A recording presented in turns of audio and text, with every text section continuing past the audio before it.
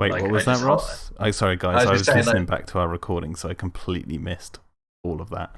What were you oh, that's all saying? right. We are just talking about trembling bacon and whatnot, but yeah, I was just saying I was just explaining to Sicky T like how when we were kids, like this and Jurassic Park were basically the two films I remember most watching with you.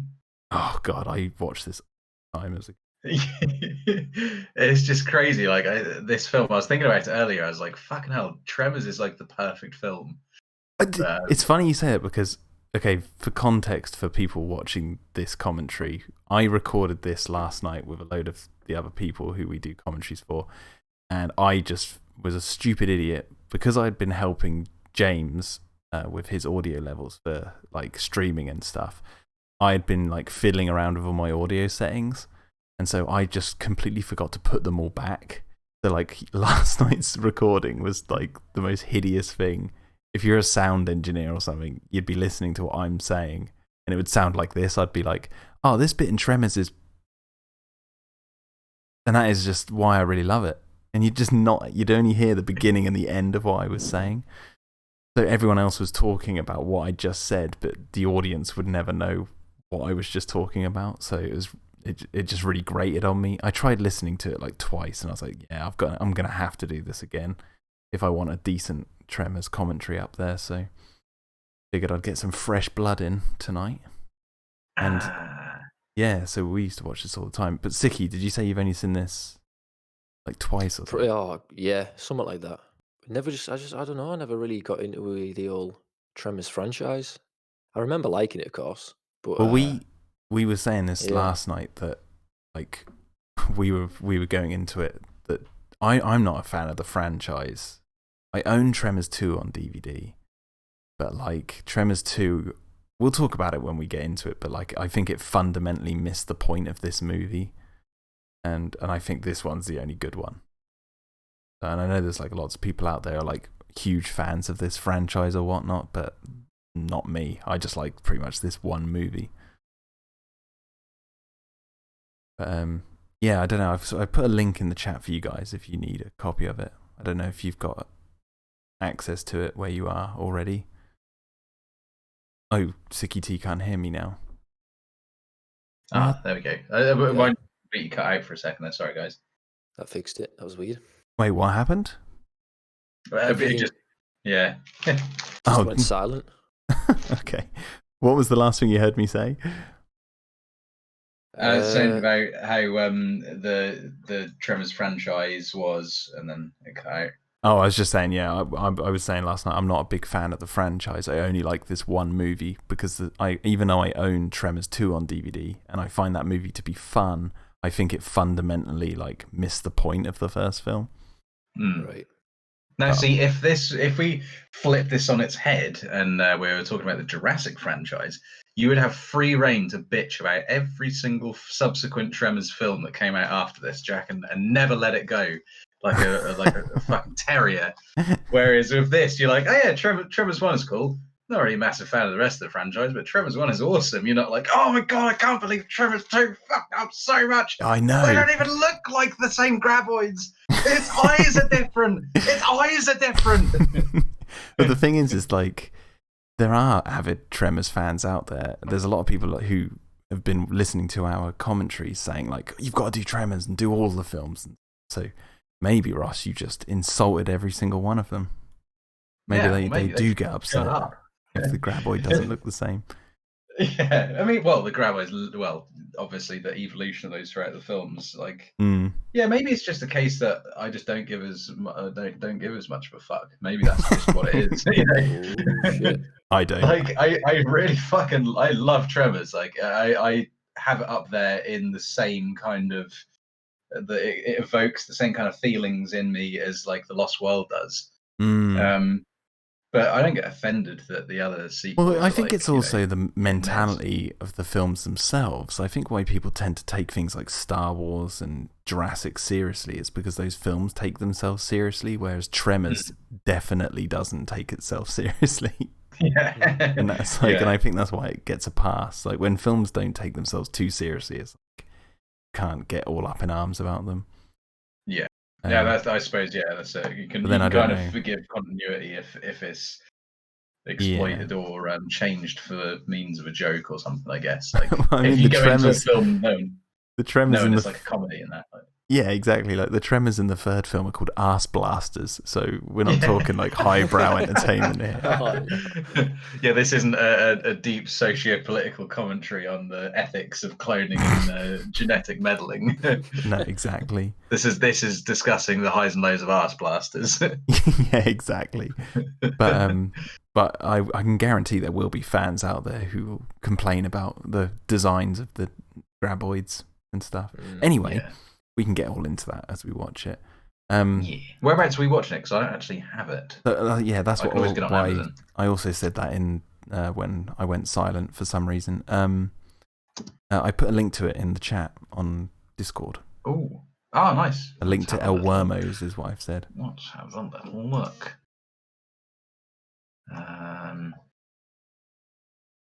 A link to oh shit! I missed loads of messages in here. There's probably There we go. Link to El Wormos. Yeah, there's probably adverts you'll need to click off, but that should work.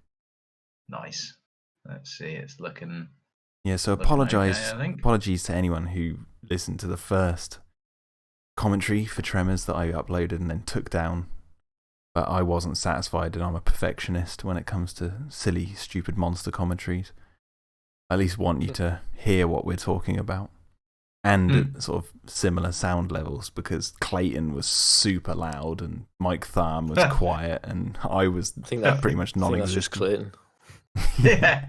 Well, I was fiddling with the audio controls and stuff, so it was partly my fault. Couldn't leave it alone, could you? I was fiddling like that guy at that party, Ross, that we saw that time. Please, Jack, can you tell Sicky T about it and send the picture if you've got it? Put it I don't have Discord. access to the picture on me. Oh wait, no, I might do. Let me just have a quick look. So basically, just for context, this is one of the funniest fucking things I've ever seen in my entire life. Just for context, we were at, what was it, a friend's DJing night or something? No. That was Emma was playing a show at a. That was it. Yeah. It was like in the like under one of those railway arches, wasn't it? Yeah, that was it. Somewhere in London. There was this old man DJ, like DJing as you do, and there was the guy. Wait, no, he was the sound engineer, wasn't he? But I think the guy he was with the the one shades, doing all the levels and shit, like during the show. So well, he was I think he was sorting the music out, but at the same time, I think the guy with the shades, who I was going to talk about in the story, I don't think he was the DJ. I think he owned the place, didn't he?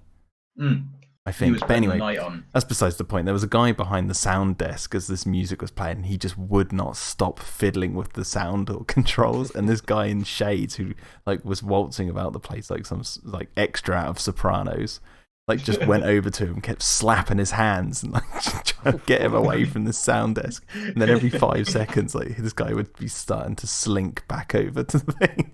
Me and Ross were just watching these two go back and forth for about an hour, crying with laughter. That's the classic sound design thing, though, isn't it? Someone always changes the levels and turns the fucking bass down and all that shit. You've got to be just tweaking it constantly. It's just an obsession. That's so fucking funny though. And then when you got that picture, and it was when the guy in shades had just absolutely fucking lost his rag, and it's like a blurred picture as he's turning away from the guy at the sound booth, and he's it's blurred because it's in motion as well, which makes it 10 times funnier. And he's just throwing his hands up in the air as he turns to walk away, and the sound booth guy is just looking at the desk and fiddling with some more of the controls. I have a folder of photos on this computer, but this is too new. This doesn't go back that far. into the annals of history. Oh man, I don't know, maybe you sent it to me. You sent it to me the other week, actually. I think, or a while ago. I probably got it on WhatsApp actually. You just go back through the pictures. Yeah, I'll probably find it in 10 minutes. I found the picture of the guy at Beckles Lido. Oh god. Anyway. Oh man. Yeah, everyone else listening to this will be like, what the fuck are they talking about? But anyway. Yeah. All right, so if you've got the link up and you're paused, let me know when you're ready to click play. I literally just found that picture. I'm gonna send Oh, it. did you really? Oh, okay. Yeah, I found it like just this second. If you bung it in the chat, I'll put it up on the recording so people can actually see what we're talking about. Oh my god. By the way, the Batman Forever commentary we did afterwards was there it is. What? It looks like he's jumping to hyperspace. What's going on with the background? That's because he just whacked all of the fucking levels right up. I love the fact that the guy just looks like he's given up. Like, no, that's it, I'm done, and he's got his Oh shape. fuck this! Brilliant. Oh god, that was so funny. Yeah, And he kept on, that guy with the shades kept on getting on the mic and being all like cheery and like really upbeat, but he was so fucking pissed off. It's hilarious. yeah, he was like, "Come on, guys, let's have a good night," and then he would turn around and start screaming at this guy, slapping that guy's hands off the fucking desk. All right, I've got the picture up on the Christ. recording so everyone can see it. I might even have it there for the whole stream. Yeah. Oh, I say god. stream, I mean recording. That's so funny. Yeah, let me know when you've got it ready to go, guys, and then. Yeah, I'm ready. I'm ready when you are. Yeah, ready. All right, okay. So 3, 2, 1. Wormos. I've got worms. I'm watching it on DVD, so this is going to be the quickest film ever. Yeah. Every time someone says anything, the speed will double. So this Universal logo, we pointed this out in the first recording. That's that, like, old, that one. That's the old one, but this film came out in 1990, so Universal must have changed their logo between this and Jurassic Park at some point. Yeah. I mean, just look at that. Great. What a nice intro. It's just simple, like no Yeah. directed by or anything, just Tremors. I mean, that's on par with Alien, because, I mean, obviously Alien, you're seeing something coalescing from nothing into something recognizable. And it doesn't give the film away as such, neither does that Tremors logo. It's perfect. See, what I love most about this film is not so much, it's two things, right? It's obviously the monsters, because I think I really love their design, and they have these like really simple set of rules that they play by. And it's very also original as well. Yeah. And also the character dynamic between Kevin Bacon and Fred Ward. Like these two, they really play off each other really well. They're really likable. They are just like, they're perfectly fleshed out characters. I mean, you're basically seeing everything you need to everything you need to see about him now. Like, it's just yeah, exactly. It's like more show, not tell.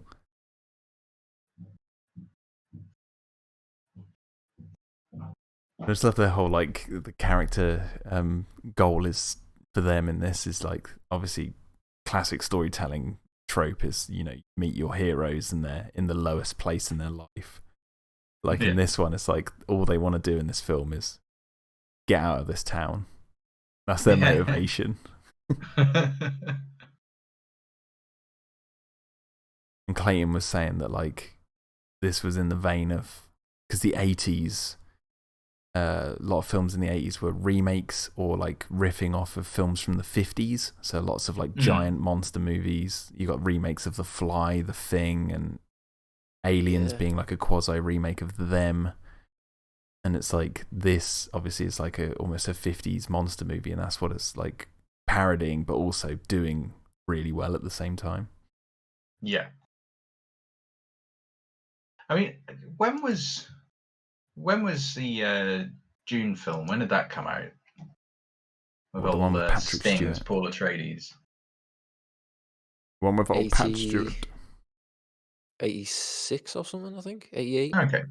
Because, I mean, that's the only thing I can think of that is similar to the idea in this film. Obviously, with the sandworms. Yeah. But that's hardly the same setting as this, Yeah. Yeah. Yeah. It's just this. There like, you go. You've basically got their characters set up now. That's it. Done. You're done.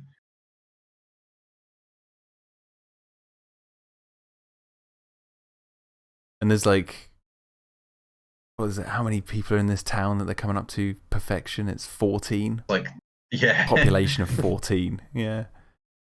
It's like the perfect excuse for this film to be like as isolated as it is. Yeah, exactly. It's like it doesn't need you don't have to worry about the wider world because they're so far away from the wider world in a believable way. Mm. And it's like I was saying last night that this like the casting in this, yeah, anyone else and it wouldn't work. Mm. I think between these two. Yeah, they do have that, like you say, that chemistry, and they play off each other really well. Yeah, Kevin Bacon's great, of course, but I'm not too familiar with the other guy. What else has he done? All I know him from is this and Tremors 2. Oh, he is in something else. Yeah, he's he's got such a familiar up. Face. Like, yeah, I've seen stuff he's in, but I wouldn't be able to fucking. I'll look him up. I have seen him in something else. He looks like Joe Rogan a bit, but with hair. Joe Rogan. He actually does. Holy crap! He's in Escape from Alcatraz, Sweet Home Alabama. What was the other thing I know him from? 30 Minutes or Less.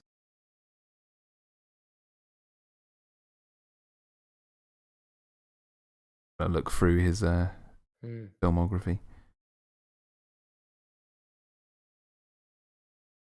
Has he done any MMA? Yeah.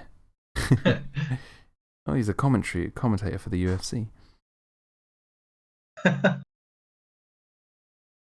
love this lady. She's a seismologist. So it's like lends credence to why she's there because they're getting strange readings because they never reveal the origin of the worms in this. So it's like whether they've just been around forever, just out in the middle of nowhere. Yeah, or whether they've come from space or whether they've been like genetically engineered. Like you just never know. I don't know if the sequels reveal it, but this film definitely doesn't.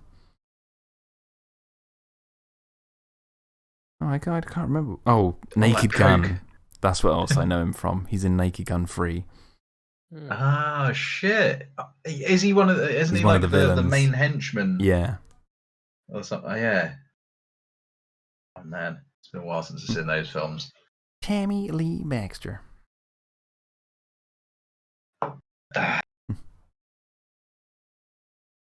Apparently, Kevin Bacon. What the guys were saying, Kevin Bacon really hated working on this. Yeah. He felt like he was too above it or something. Yeah, but I think he's a bit full of himself, isn't he, from what I've heard? Yeah, but the thing is the funny thing about this is like he would then return in a pitch trailer for a Tremors TV series that didn't take off. Oh shit! Yeah, that TV series looked really fucking good. Yeah, everyone says it looks good, but like it never took off. So it's like the irony that he didn't like it, and then he comes. He returned, and they're like, "Nah, we're not going to make that." Yeah, exactly. It's just like shit. I thought I was too good for this. But I love the idea that he didn't enjoy his time on set, but you'd never tell. Like he did his job. That's good. Yeah. It's not like he called the performance in at all. Like, hey, you could say he was back bacon. And then when they didn't greenlight it, he was smoked bacon. Smoked bacon. Now he's just an off-cut bacon. Off-cut bacon, yeah. Oh yeah, but he's in all them adverts, isn't he, for like bacon porn? bits. Bacon bits. Faking. Bacon. Yeah, Bert and his wife. God, what's they are absolutely fucking brilliant. Well, yeah, this is the thing with their characters. Like they like play the preppers, right? And they're basically asking for something like this to happen, and they build it up. Like in any other movie, it would, because you have that famous scene in this where like the graboid's heading towards their house, and you think they're not ready. They don't know what's about to come through the wall, and like in any other movie, that would burst through and kill them, and they'd be like, "Oh God!" Like the trope is that they're underprepared. But in this film, it's like, no. Like, the worms don't even stand a They've got their chance shit against together. those two. With their fucking artillery in their basement, blowing the shit out of it. That's the only scene I remember from this. Oh, it's one of the best I scenes. I don't remember any of this. I don't remember the characters. That's pretty good then. It's been years. When you see him, Sicky T, that'll all come flooding back. I always found that shot of it going under the sand really creepy when I was a kid. Even though you can tell it's like just a cloth that they're like lifting up. I think it creeped me out because as a kid I was like, sand wouldn't work like that. So it kind of like felt quite dreamlike. Would it? Then he never went to the beach again.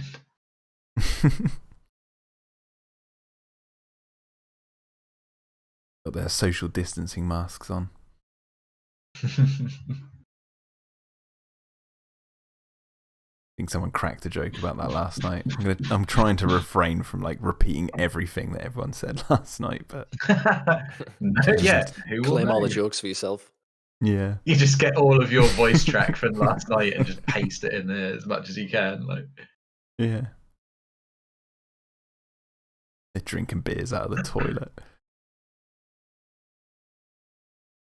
Oh, classic DVD fashion. You've skipped ahead by about 4 seconds. Whereabouts are you guys at? He's just getting out of the bulldozer. Yeah. All right, yeah. Rewind a bit.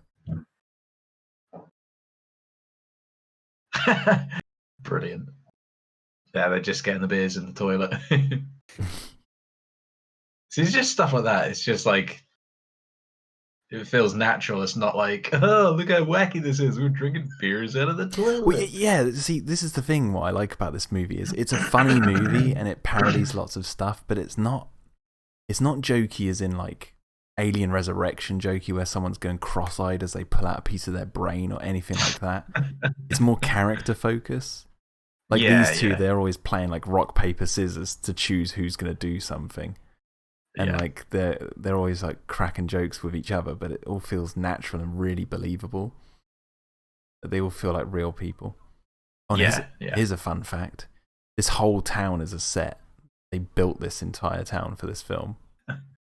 Which is something I learned last night. That's because nobody would be this fucking crazy to live somewhere like this.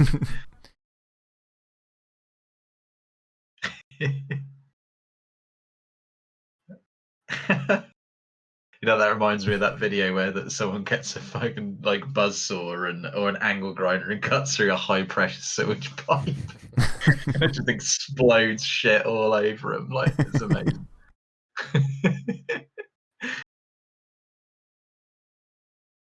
Yeah, like they're just like, yeah, fuck this. They're just getting out of there. And what makes me laugh is like, what brought them there in the first place? There's only 14 people who live here. Like, who's their boss?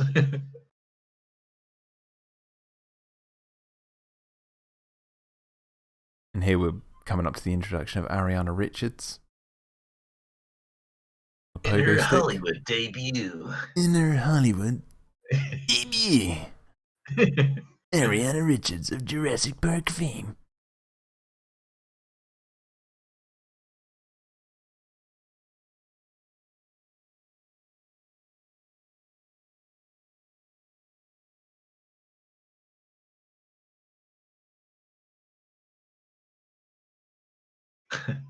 This when she says like, I'll throw in lunches and beer.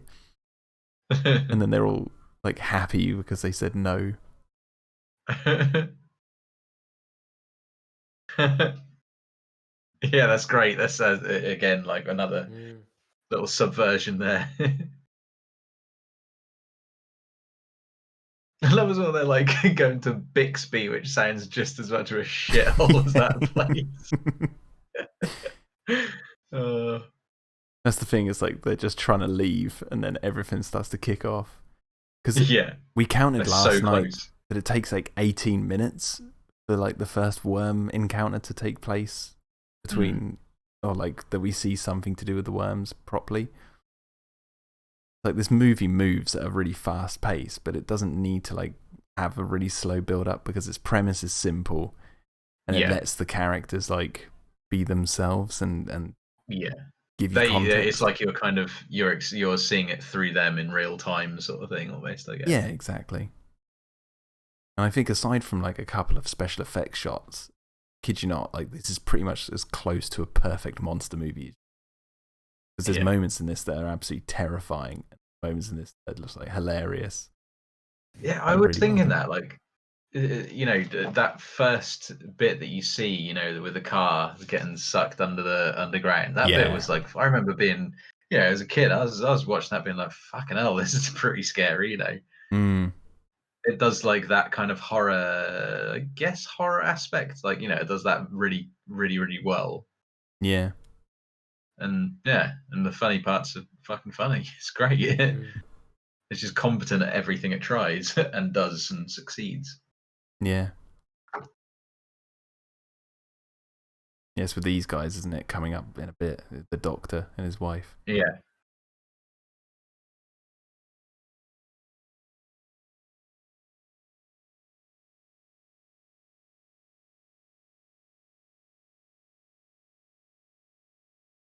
He just went up there and died of first. Oh god, this old man in his garden. I remember how just like there's so many bits of this film that I remember you and me just absolutely crying over. Like this was another one of those Alien Resurrection kind of films. Yeah. Where there were just bits in it that were forever inspirational for us whenever we're like doing anything.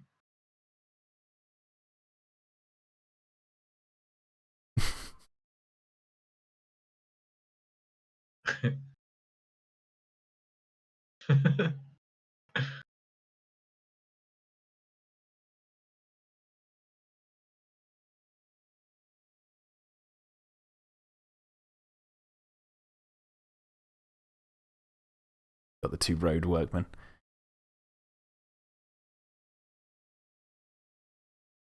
Oh shit! I remember this bit. Well, yeah, because they're now trying to leave again now. So they drop the guy off at the doctor's and they're like gonna leave, and then obviously something else gets in their way.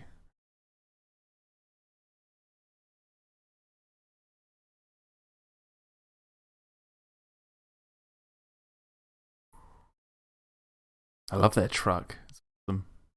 Yeah.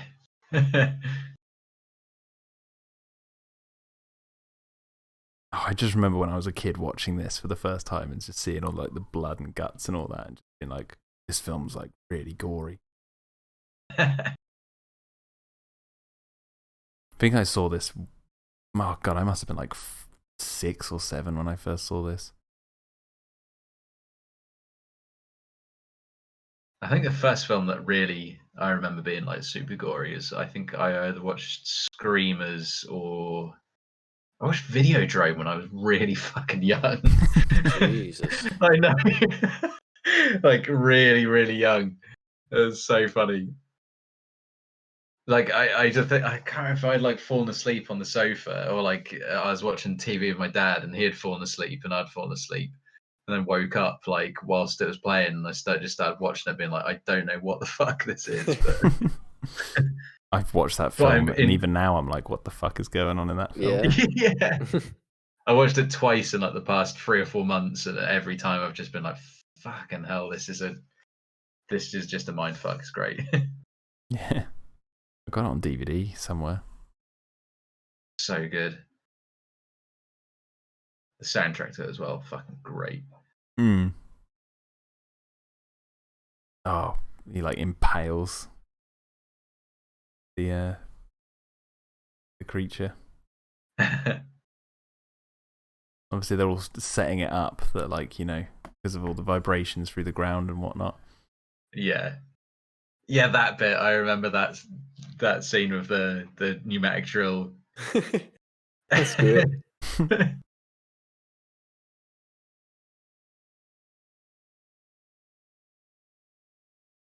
Oh, the classic, the big puff of smoke as they disappear.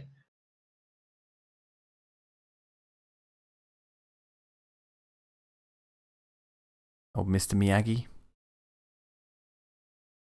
He's going to capture one of the graboids in some chopsticks. Oh yes, when he gets the bit of his tongue and just has it on display. Oh Fucking god, excellent. we were laughing about that, like, because there's 14 people in the town and he's charging people for them to have photos with him. It's like, how much money does he think he's going to make out of these people? Approximately $14. No, 13 because it doesn't include him. And crappy old Oh, Melvin, the boy with the basketball. He's a right Melvin.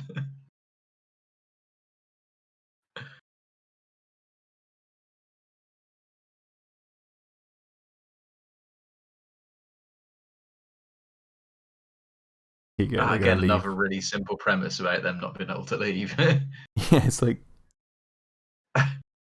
The only road out. yeah. It's just like the way they So keep great. calling it out. Like he just said there, he was like, "Is there some higher form of life or It's higher like form of it's a power?" clever like writing a way to write around like something like that. Like Mm, because in most horror films, there's always something like that, or they can't leave, or there's the power goes out. So if you have the characters actually say, "Oh, this is ridiculous," it's like, yeah, like softens that a little bit. Yeah. You're like, oh, this isn't so jarring because they acknowledge that it's ridiculous. It's weird, yeah. it's funny because they're also taking it seriously. So they're like, "What the hell is going on?" And I don't know. I just like the way they did the characters like this as well. It's like they ridicule the situation they find themselves in. Mm. Mm.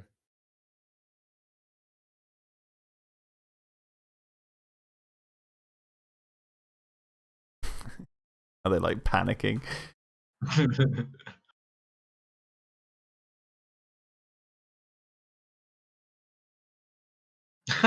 Wheel fucking Jesus Christ. He's like breaking axles. I don't need to spend the night out. He's just got that gun out ready. Yeah, cry baby.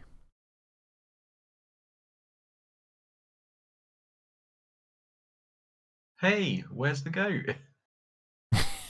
Yeah.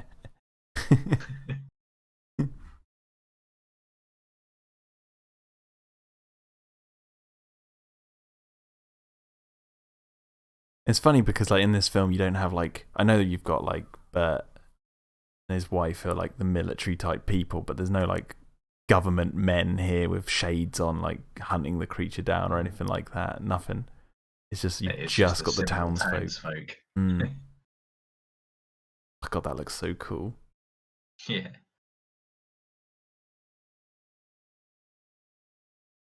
I think this is ADI's best work, this film. Oh, it's right. Yeah, the guys who did Alien nice. 3 and Alien vs. Predator and Alien Resurrection. Starship Troopers as well. Yeah. Fuck yeah. That's Oh, awesome. I didn't even know they maybe made Starship Troopers might be their Troopers. best work. Yeah, that was the blend of CG and practical, and that was just fucking flawless. Oh. Yeah. Actually, no, yeah, I'll take that back. I think this is their best work because this is solely practical all the way through. Like all the big worms are miniatures, aside from like one big animatronic head and like one full size dead body of one. He's selling like, I'll give you $5 for this. He's like 10, 15. Like bartering for this like dead tongue. Well, obviously they don't know it's a tongue yet.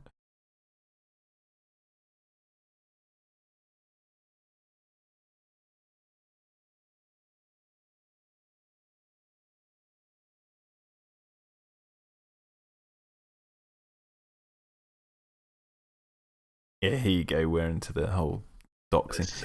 See, I remember watching it. I think the first time I watched it from this point with you, Jack. Mm. I'm pretty sure. It was like on the VHS, like taped off TV. So, like, Yeah. obviously, static fucking formed into this scene, and then that was it. We're away. Yeah, this is the scariest scene in the film. Hands down. I just don't remember any of this. It's like It's a voyage distant of memory. discovery. Yeah. I'm enjoying it though. Yeah, it's good. it's like there's nothing that can go wrong with it because it's just so simple. There's like, they cut the power because obviously the generator's making noise on the ground. And then they're all just hiding up on their roofs, but they have to leave at some point. It's gone. It's just gone. It's been robbed of me. Fuck off, where are you?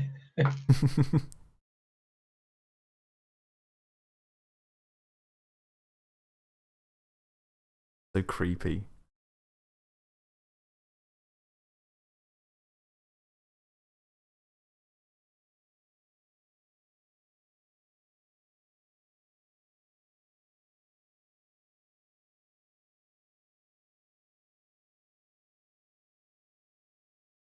They're always talking about how much they stink as well.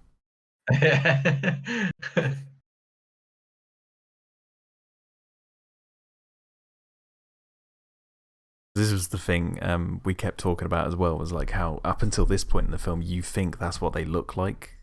Those like just little orange snaky bit. Mm.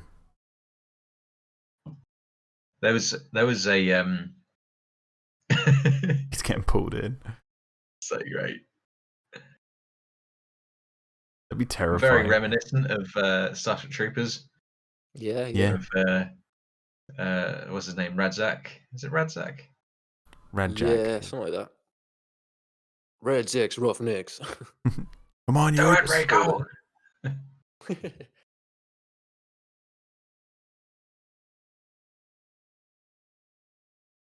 Like Jim. Oh, so hideous looking.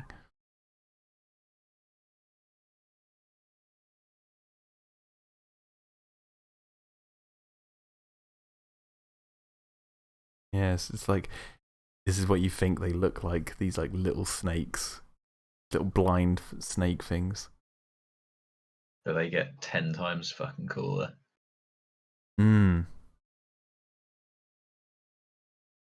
There's a person I follow on Instagram who was actually he 3D printed a model of one of these. Oh, nice. And he's been sort of sanding it up and building it and painting it over the past few days. It's been pretty fun to see. Pretty good timing as well. It's funny because she's got the radio on. That's why it's still attacking. Yeah. It's like little details like that, knowing that like what's causing the noise that's making them realise she's still obviously she's moving around as well. They can probably smell the overwhelming stench of human feces. As though the guy said, "What's that stink?" He wasn't talking about the graboid.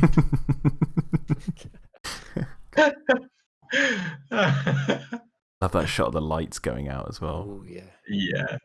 That's clever filmmaking right there. The kid really doesn't want a photo taken.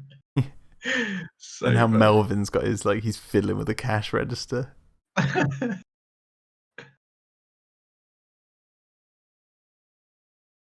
Almost like the crew in the Arctic research base in the thing. Yeah. That same kind of feel. It's got that, yeah, it's got that vibe. I say that like talking about 50s monster movies. I've been watching The Thing from Another World like almost once daily since I got it. God, that movie's so good. I hadn't seen it before. I'm gonna have to check it out. Ross, it's so ahead of its time. It's on par with the original. Light the guy on fire when he walks in, isn't it? Yeah.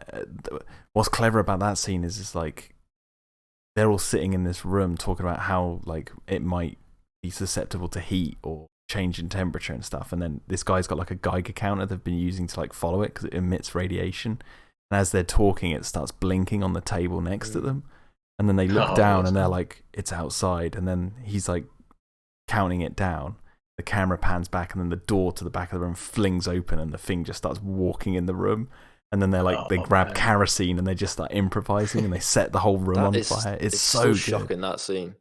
It's scary. I wouldn't make that nowadays. I didn't think it was going to be scary because the thing is like just a guy in a suit with like some extended horns on his hands or whatever, but like it's genuinely terrifying in parts.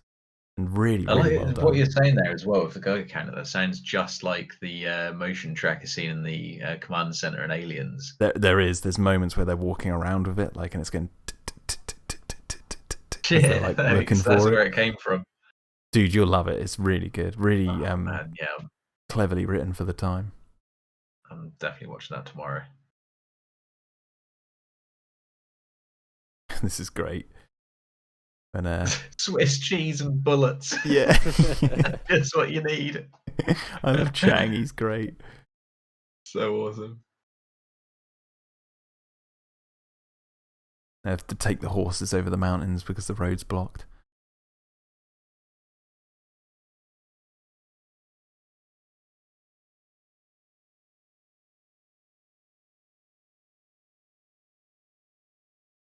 Overwhelmingly American. This Yeah. this movie. How happy he looked when she gave him the gun. Here comes Melvin.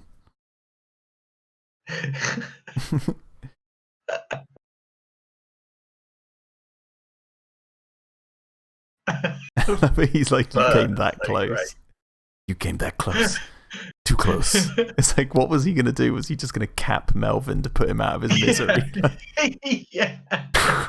Blow his fucking head inside out. One of these days, someone's going to kick your ass. That's so great. What's that guy who looks like Ansel there? What's his name again? I can't remember. That's the thing with this film. I only know them as like. Laugh at him. Yeah, well, how he dies as well is probably my favourite death in the whole film. Oh god, so fucking! I remember us absolutely fucking pissing ourselves laughing over that. We'll get to that. What state was this set in? Did it say? It's like Montana. It's America somewhere. It's America. It's America land. I don't know. Where is perfection?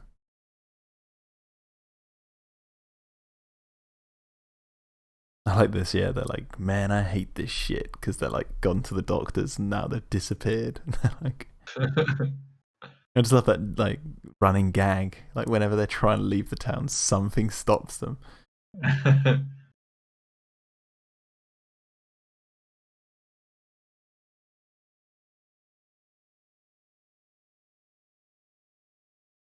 Nevada. See, I was going to say, is it Nevada? Because then you could say maybe they've escaped from like a government Area 51 type. Yeah, lab. that's the thing. It's like they allude to many different. There's a scene where all the characters are talking about it, but they never reveal it. Is the best way to do it. Here we go. This scene's great. They find the front of that car under the sand.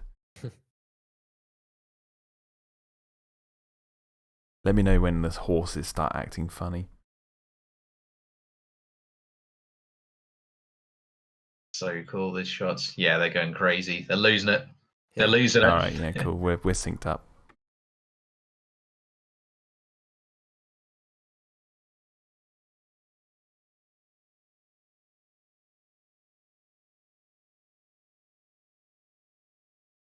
Music's really good as well. Mm-hmm.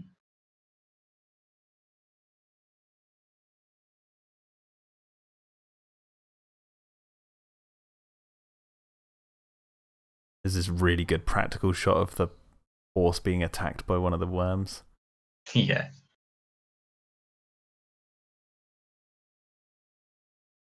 Poor horse.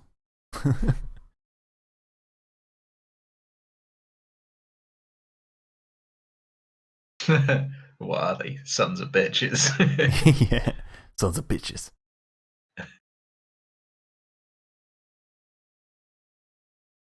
There we go. We get the reveal. So cool.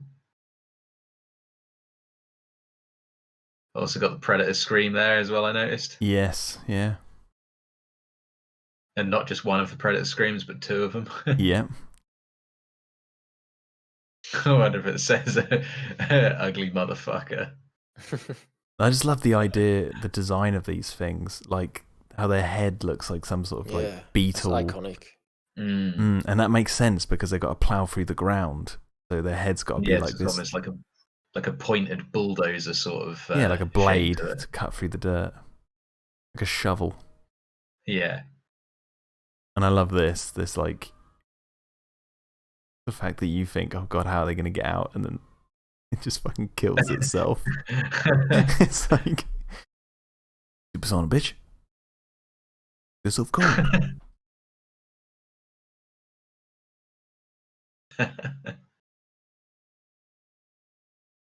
It called my ass. He's dead. I just love it. You meet the monster for the first time and it's dead 5 seconds later. And how they like acting like they did it, they killed it, whereas it's actually a complete accident. If it wasn't for that concrete wall, they'd both be dead. Yeah. That's what I mean. It's like the tropes are kind of like. When I was watching this for the first time as a kid, I didn't know where it was going to go. I obviously knew like they're going to kill more monsters and, you know, that. But the way it was like going through when you're going through the runtime, the way it was like playing out, I was like, well, I don't know how this is going to go. Yeah. Such a well-designed monster. It does look like an alien that could be from that Starship Troopers planet, doesn't it? It's got the same like snappy pincer mouth. And also the what is it? The Mutos from the new Godzilla 2014 film. They have that sort of graboid-looking head thing.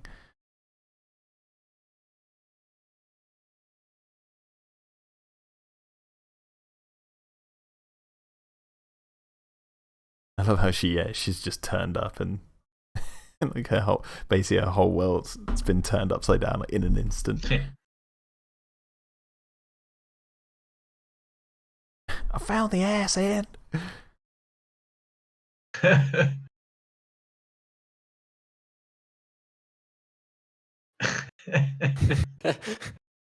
I think Mike Tharm was telling us last night that the animatronic Stegosaurus that they didn't use in The Lost World, apparently its skin patterns were molded from the skin patterns of this worm.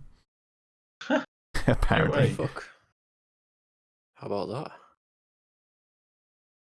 So Tremors has some sort of link to Jurassic Park.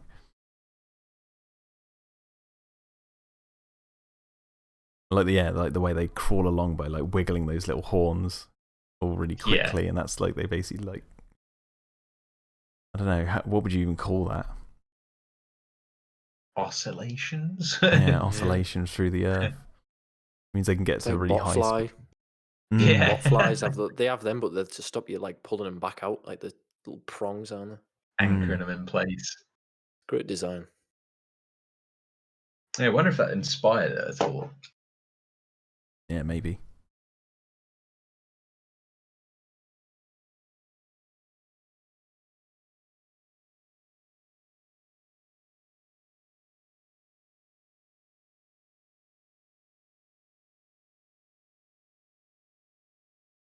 Yeah, and she's just sussed out that there's 3 more.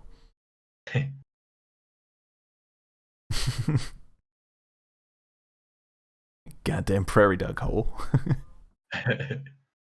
He just keeps calling everything son of bitches. Son of a bitch.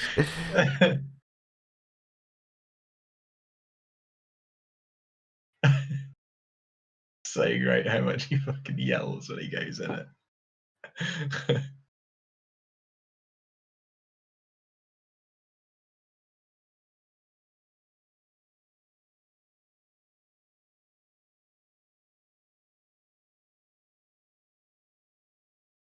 Then we get the final rules for the most. I think it's the final one we get for the monsters, where like they can't get you on rock, but because rock is a great conductor of sound, it's like they know that you're there, like more precisely than anywhere else. So there's this whole scene we're now watching where they're gonna spend the night on this rock, and they think it might have gone by the morning, but it's still there. Yeah, it's like it's not gonna leave because it knows they're still there. That's the same one that attacked him the first time, wasn't it? Because it has a missing tentacle. Yeah, he keeps calling it Stumpy. They give it a name.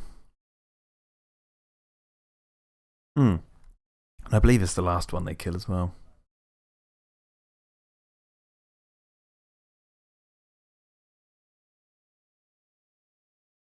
Such Yeah, an there you go. awesome He just said, shot and everything. secret surprise from the Russians. It's just like, there's nothing in the fossil record.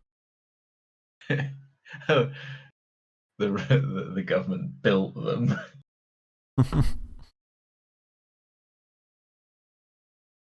And then, but he's like, I think they're aliens. The way these are local boys. Old Joe Rogan. Local boys. So great.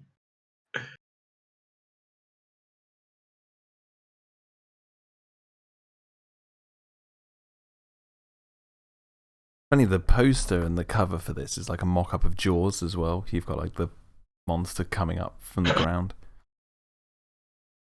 It's like land Jaws. Sharks. Well, I was watching the making of this before you guys jumped on the DVD, and they were saying that it came from an idea of land sharks. Like one of the screenwriters was like, "How could we do something like that?" So then they played out the idea to its conclusion, and this got flesh torpedoes. It's like, yeah, you take the idea of how would you do land sharks, and then you, get creative. And they did the absolute masterclass in how to do land sharks.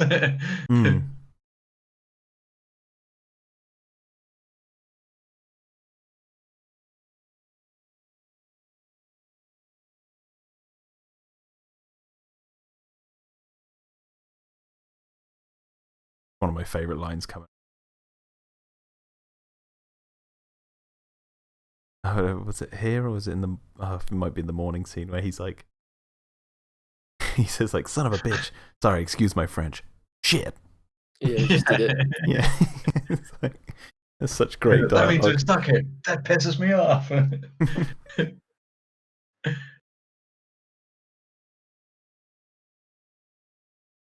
They've all got to take shit.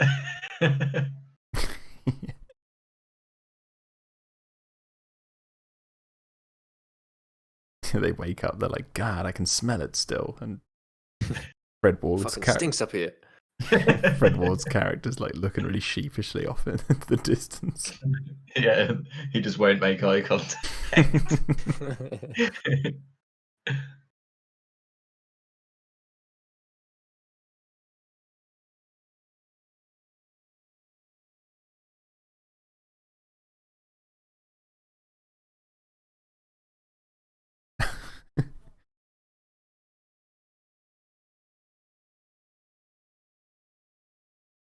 Love the amount of denim in this movie. That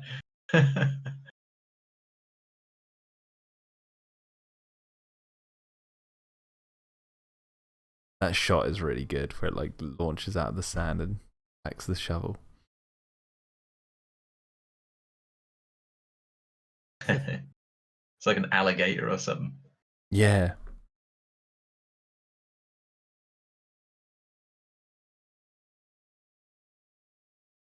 Yeah, this film is like, it's like The Floor is Lava, the movie, isn't it?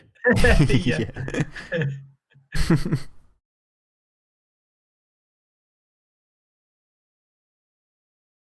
So the sequels, I think what they missed was like, I don't know, have you guys seen Tremors 2? I think I have ages ago. Okay, so in Tremors 2 is an okay sequel. It's got Fred Ward's back in it. Kevin Bacon's not. So fundamentally, you haven't got this duo. So like half the duo is gone. It's already like a bit like, it's not entirely there. But the thing about the worms is they have the normal worms that we see in this, but then they like start to like vibrate and make all these weird noises one night, and then when they go back, they've like something's burst out of them, and then basically there's these like little tiny raptor-like versions that run around, and they have heat sensors that come off their head and stuff, and they're really well designed, but you know, they're not as cool as the worms. Then in the third one, something happens to those ones where they become ones that can fly, but they fly via farting. Why they call them ass blasters. I couldn't even finish that film. When I got to that point, I was like, "Yeah, I'm out. I am not on board with this." It's too silly. I was like, this is getting ridiculous. It's not what I signed up for. Yeah, and it's like, well, the thing about, like I was saying, the thing what makes this film good is its characters and the way they play off one another, and the monsters, and the fact that the monsters have such simple rules, so that gives you the premise of like, how are they going to do things when they can't. We know they can't go through concrete. We know they can't get you on rock, but they can wait you out to kill you, like the guy in the tower. Yeah, and you can't hide forever. Yeah, and you can't hide sorry, forever. you can't hide forever, and there's always going to be a point where you are out of options. Yeah, exactly. And it's like they hear you via sound and all. It's like there's very tangible rules, so it's like that makes you question how are these characters going to get out of this situation. Whereas the sequels, they just kept changing the monsters every now and then, so they kept changing the rules, and then it just made the rules ridiculous. To the point where it's like, because how are you supposed to escape something that farts to fly? It's like exactly. Or just that. If anything, that makes them less threatening because you can just see them and shoot them from like a fucking mile off. Whereas with this, until they're right on top of you, there's not much you can really do except for sling dynamite about or something. Yeah. Yeah. That's what they do in the second film in the opening, don't they? They go on hunts for these things, and they have little RC cars with dynamite on them. Oh, that's right. Yeah, Yeah. and they like drive them around to like lure them, and then when they suck them down, they blow them up. But there's also a problem with that, which I'll get to once we get to the end of the film.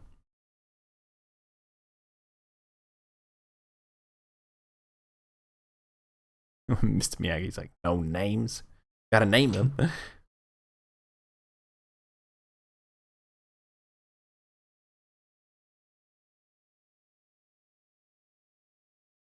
Walter, forget the damn name.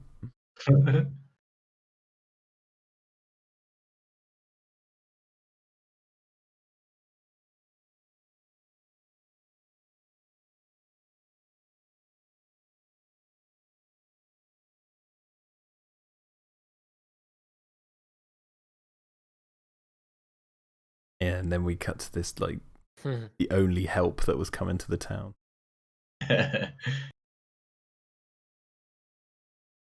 That's it. No further elaboration needed. I love that guy basically just stood outside the truck and got taken down. I said it was Nesta. What's that, Ross? The guy's name in the yellow shirt there is Nesta. Nesta, that's it, yeah. So great. We did a kill count last night. I was tallying it. So I couldn't remember if there was two people who were coming to help or the workmen who were taken down. There was two, so that was 10. There's 10 people. Oh.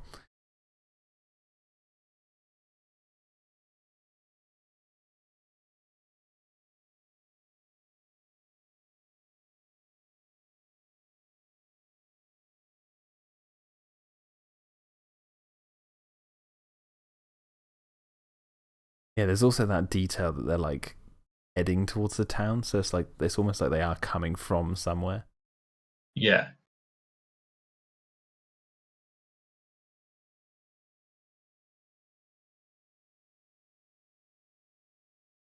Graboids. Such a fucking weird name. They grab you, so the graboids.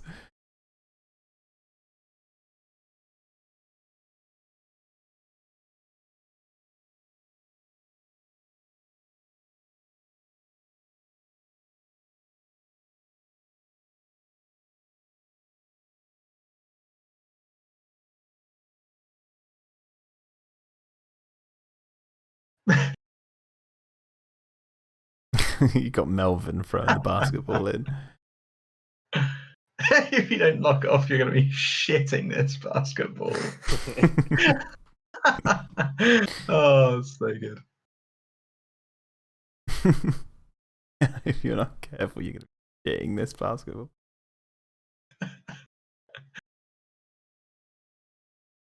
The classic boy who cried wolf situation, his character.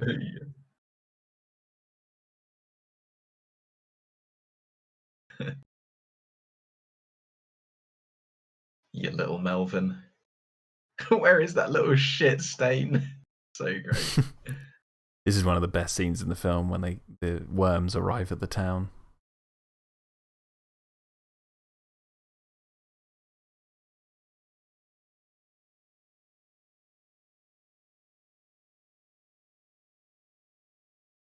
So disgusting as well, these creatures.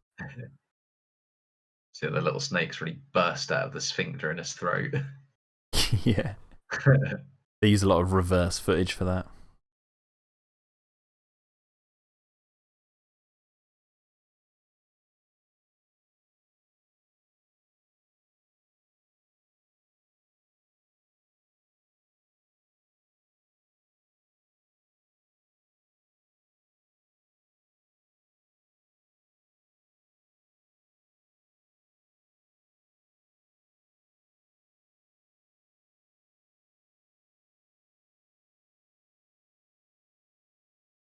Great as well. It's not even like you can hide inside because none of the houses have like concrete foundations or anything. They're just like Yeah. wooden floorboards over dirt. Like that must have been like one of the reasons they chose this setting as well, because they really play up.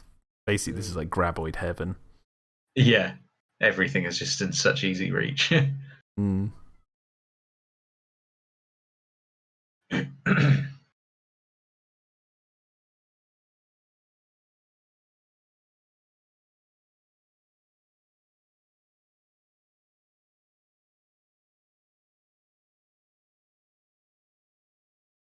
Takes the pogo stick down.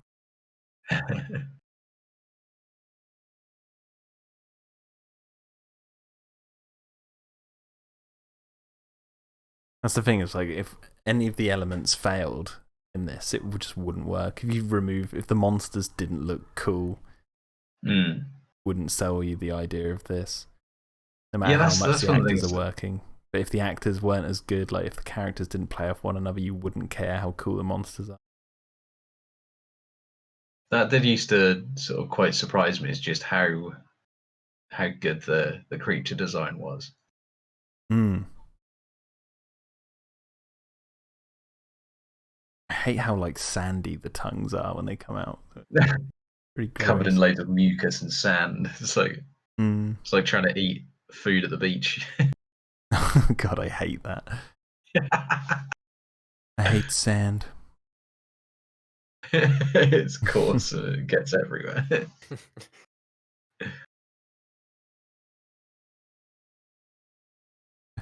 Just pickaxe that one in the head. So satisfying. What you'd need to do is take a big pot of salt out there and start pouring it on it. Gather up all the beer in the town. Yeah. Put it in a bathtub and climb in and drown.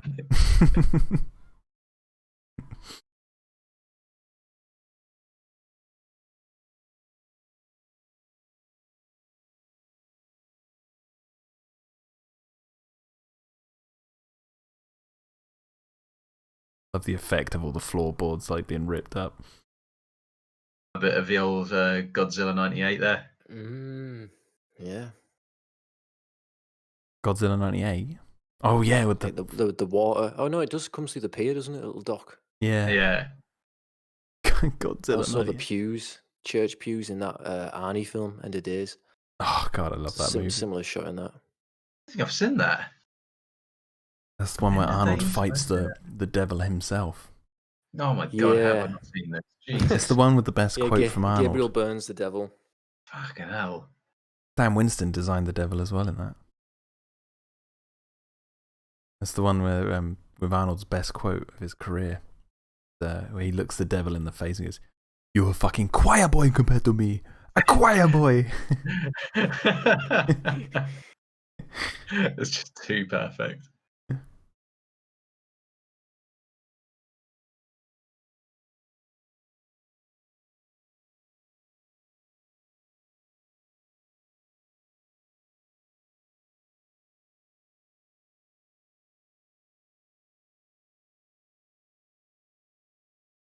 Now this film doesn't even let up for like 5 minutes.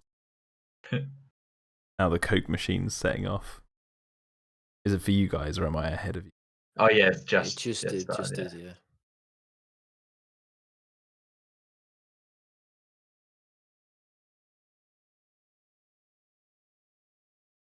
Oh no, not Chang.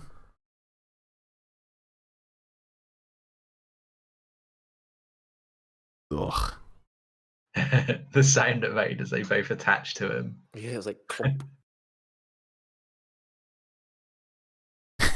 The way he's waving his hands around as he's getting taken down. That's like Quint in it in Jaws.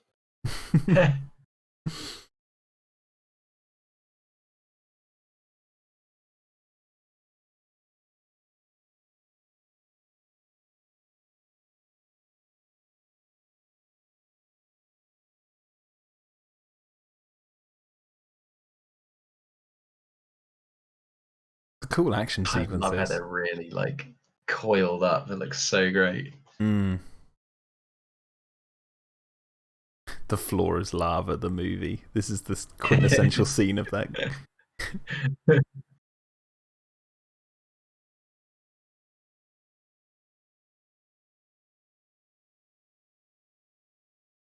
That's the thing, isn't it? It's the simple premise, Mm. but done so well. Yeah, that's what I was saying before. It's like you know the rules, so then you have your characters that are likable and stuff. Just simple characters. You're like, okay, how are they going to get out of this situation? But then it makes you. I think who said it last night? Been Mike Farm was saying like it makes you. I know it might have been Clayton said like you put yourself in their shoes and think, how would I get out of that situation? Why it's like Yeah, because big it's not piece of going to watches. throw you many curveballs where you're like, well, I wouldn't have thought of that, or how the fuck could I have known it would have done that? Like,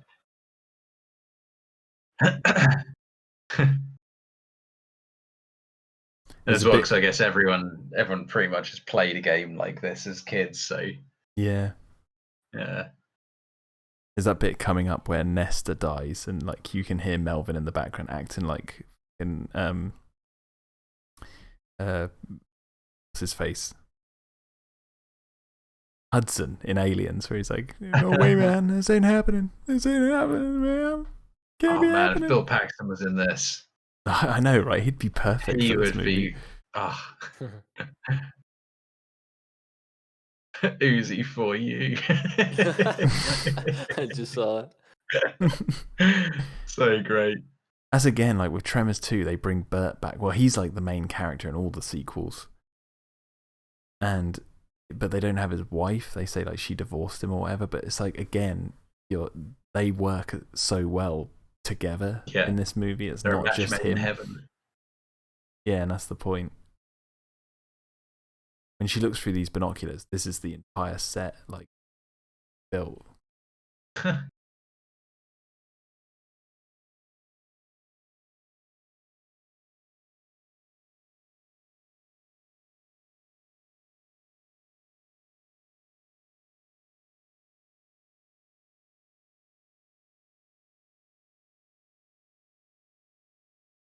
Coming up to the best scene in the film, or one of them.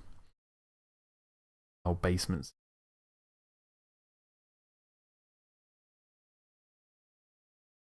It's really good miniature work. Like whenever you see the like monster stuff, it's like you wouldn't really guess that they're actually miniatures.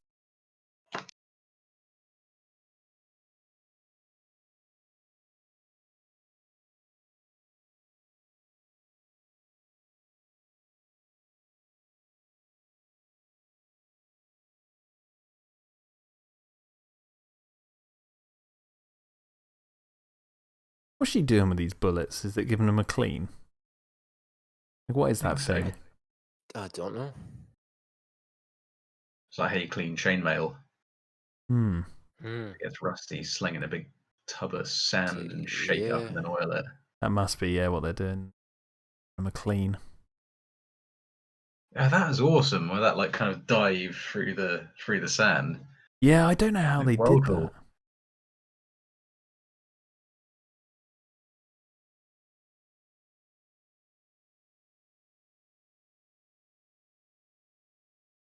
But Jesus Christ! Get out on the roofs! I love this. They're just like, we're ready. This is what we've been. Yeah. This is They're what we've not been. just like, oh, those jokers. They're like, fuck Yeah, I yeah, know. get the guns. Oh, I love their characters.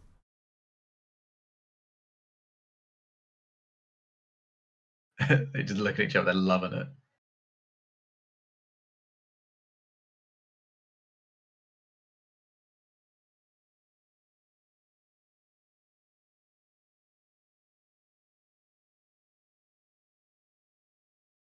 Now, aside from the big head that bursts through the wall, that's the only full-size animatronic. The rest of this scene is like a miniature.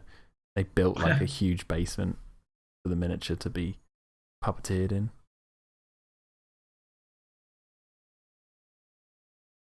So good.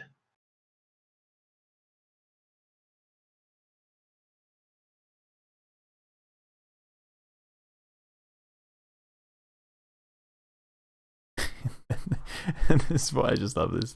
This worm just comes in and it has absolutely no chance. I love that shot to the wall, and it's just like, That's great. that's so brilliant.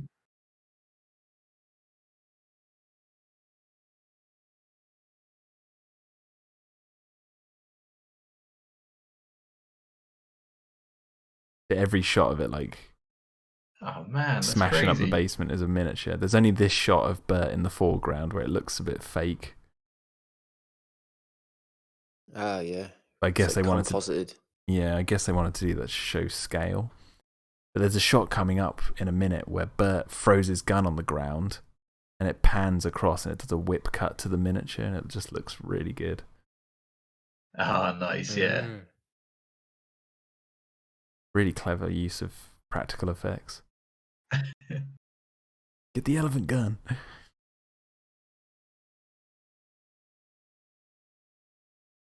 The Roland Tembo gun. The size of those bloody dildos.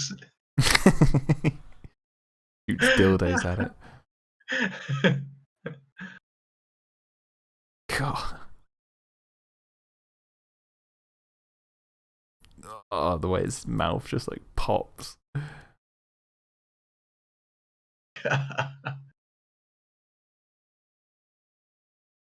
That's such a well done scene.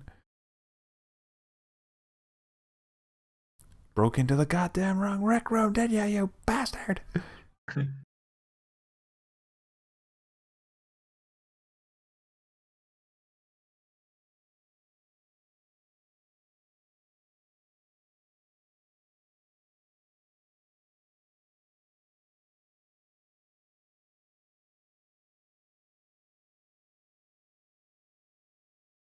And it's just like they're now fully at war with these things.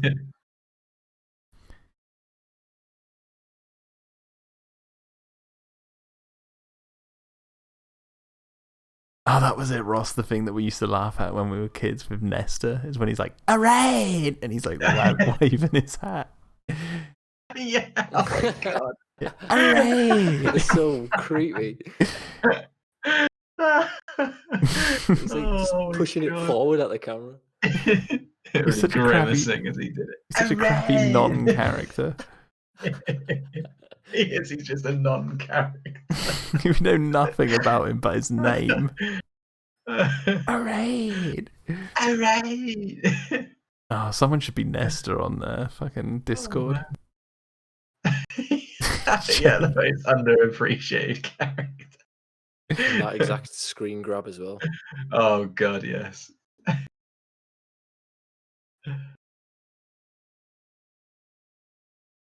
Excellent. Another little exposition there of how impervious to being killed they are. Oh, where they're shooting at the ground.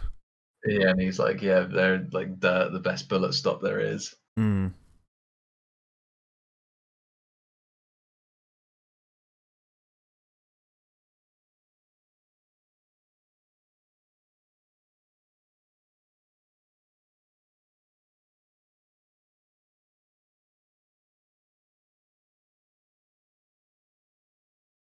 This was also the thing, like, in the second film, what I was going to say earlier, like when it opens and the worms are eating the RC cars with the bombs on them and they're killing them that way.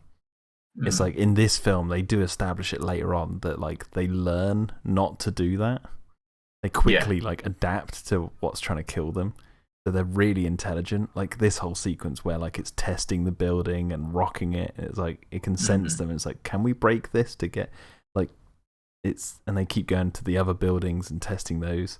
It's like the other sequels changed the worms, but they didn't remember that these films had the worms be intelligent and they're thinking, actively like hunting them.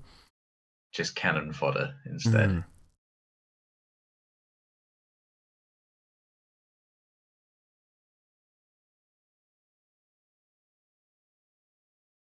Here we go. This is Nesta's time to shine.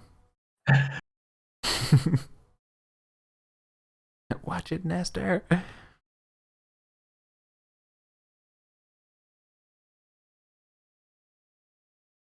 I just love Nestor's idea of how he wants to survive.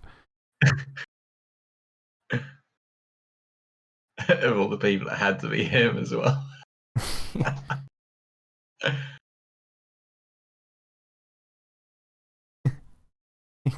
Gets on the tire.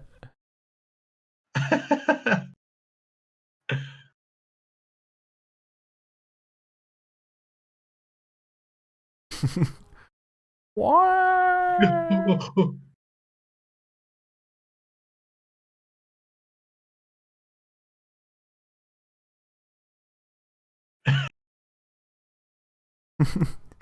Sounded a little bit like Mario Underground. Yeah. Is Melvin doing his Hudson? Gotta do something, man. Oh man, can't be happening. Just shoot him. He just hit. And then it cuts to Bert, and he's on his roof with like this 50 caliber sniper rifle. Hooray!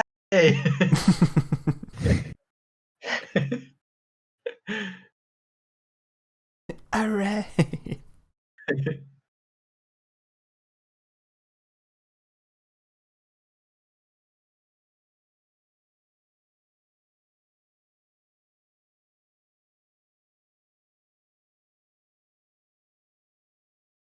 Yeah, again, this is the thing. Like the truck's not making any noise. It goes to the truck and destroys it. Yeah. And it's like no one was in there, so it's like it knows they're going to try and escape in them. Yeah, it's like they never explain how intelligent these worms are, but they keep doing things that undermine the characters. So it's like they're an animal, but they also act like they're listening and they understand English. Really They are just laboratory experiments. But they could be. They used to be people. Imagine that. They used to looking into ways of weaponizing blind people. They weaponized blind people.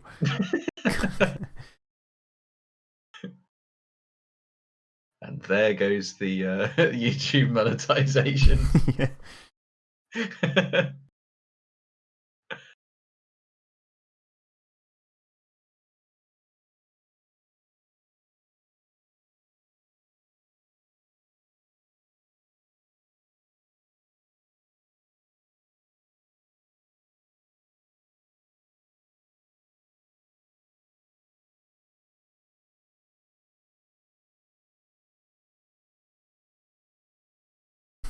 I love this shot where they're like, "We got a plan," and then looking at the bulldozer and the trailer, and it like pans backwards to show how far away it is.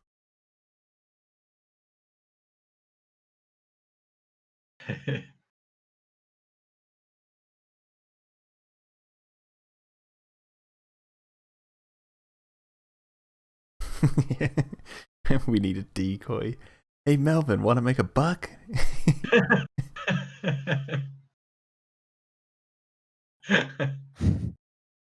He's just like, nah.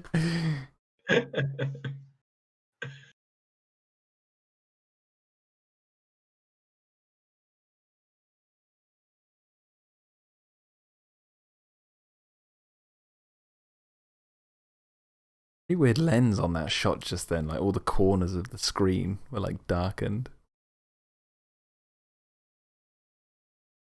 Some weird lens they were using. Which scene was that? It was the one where they were on the roof and it was all wobbling. Like they had this Didn't weird. notice. Yeah. No, I didn't notice.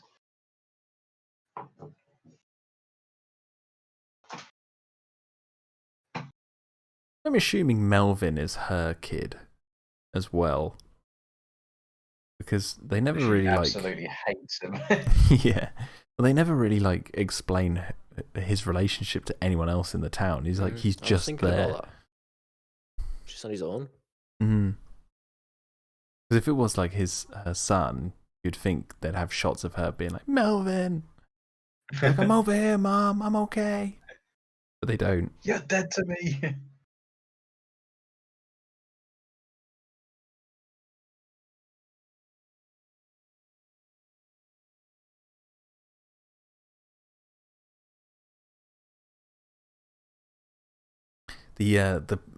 I've got Tremors 2 on DVD, and I've got a pile of DVDs I'm taking to the exchange store once they're open again. But I've got in that pile is Tremors 4. That's the prequel set in the Old West. It's like, was that ever any good? I don't think I even saw that. It was. I can actually watch that one. Let's put it that way. I couldn't get past the arse blasters, but I could watch that one. Oh, it was number 4 with the arse. Sorry, I thought it was 3 with the arse blasters. Yeah, no, 3 is with the arse blasters, but 4 was set in the Old West, and that just had the normal worms in it, and I think it had some like weird slug creatures that the worms come from. Right. I think they kind of tried to answer their origins, but I can't remember it for the life of me, so I've just forgotten it. But it's like they make a series as well. Yeah, they made a TV series called Perfection. Ah. It's like a sci-fi channel series. It spawned a lot of like subsequent sort of media and that. So it's not exactly it is a full-on proper franchise. Yeah.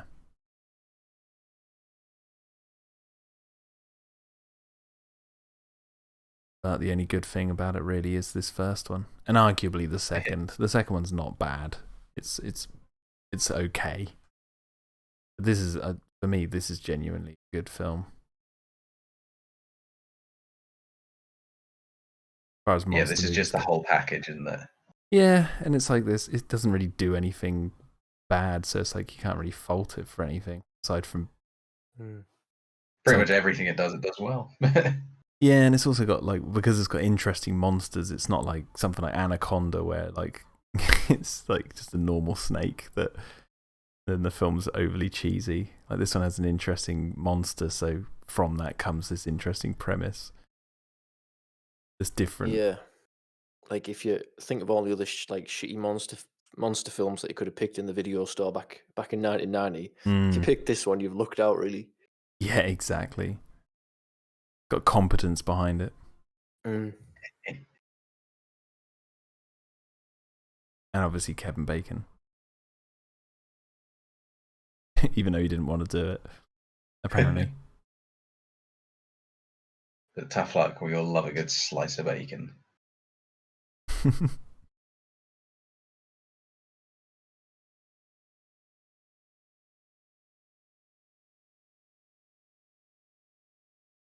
I bet he had more fun doing this than fucking Flashdance, though.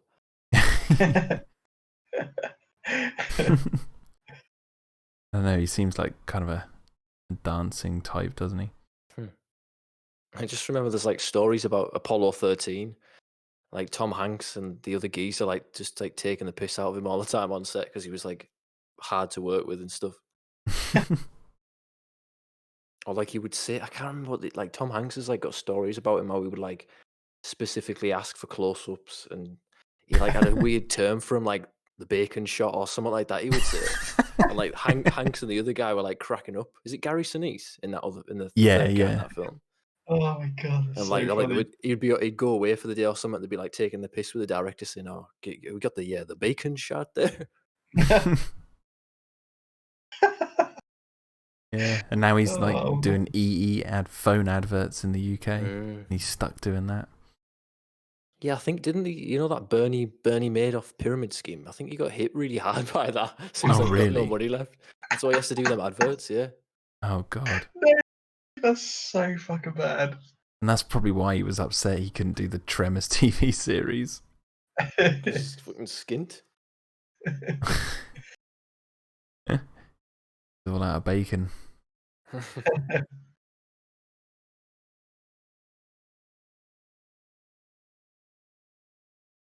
I love Apollo 13. Another good film he's that in. is Mm. such a good film. Mm. It's interesting watching it with the commentary with the guy who Tom Hanks plays, the Jim Lovell, Oh, the nice. actual guy. He does the Ooh. commentary on it, and he tells you all what they got wrong, what they How much changed. he hates the film. He actually really likes it, but he like dispels like, for one example, like the classic line like Houston, we've got a problem. Like Yeah, they didn't say in that, real did they? life, no, they said Houston, we've had a problem. And he said the filmmakers changed it from have to we've got a problem because it sounds more immediate and like Yeah, more urgency. more urgency.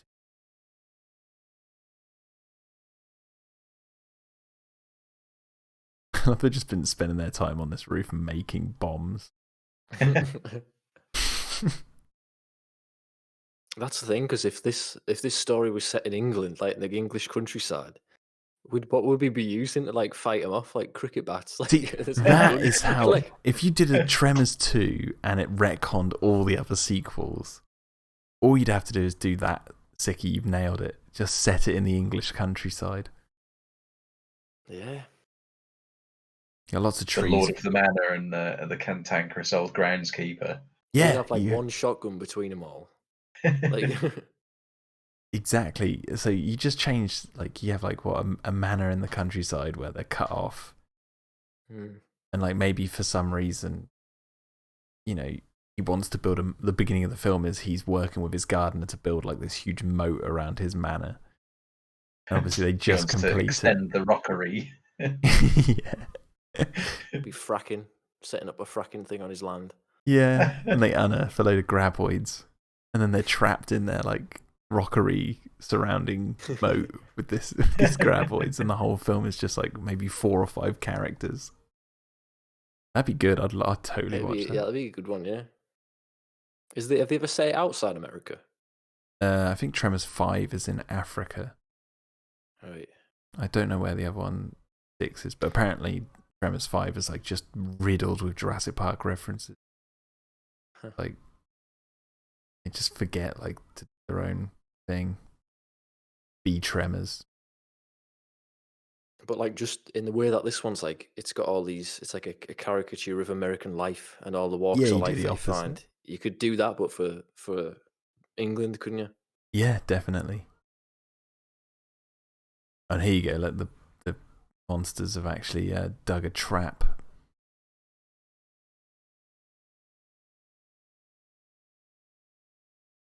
Like it shows intelligence. They've anticipated that they're going to be along this road.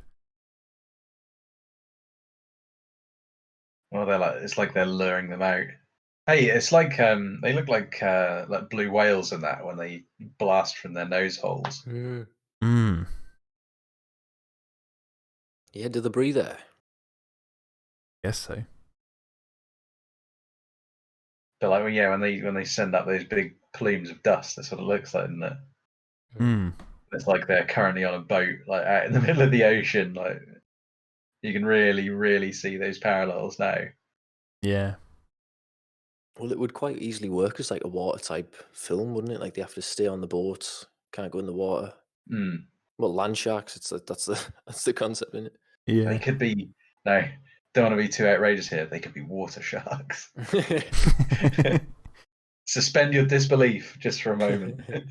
You just think like there's been so many like land shark movies that someone comes to a film like studio and Oh like, my I've got this God, you're a weird premise. genius.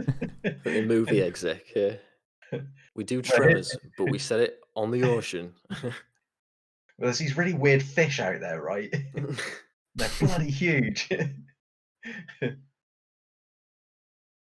It's just like, here's my checkbook, write any number you want.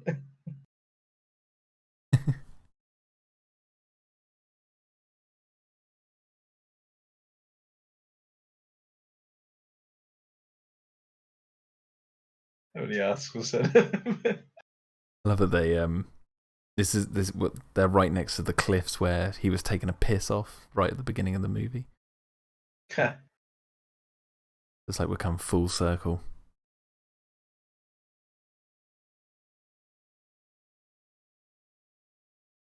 Look at us. Melvin's such a fucking Melvin. Yeah.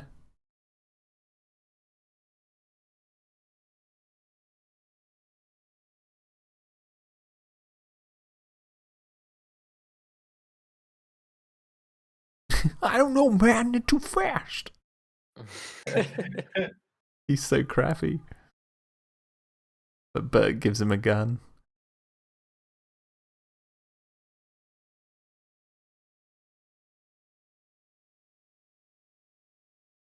It's great.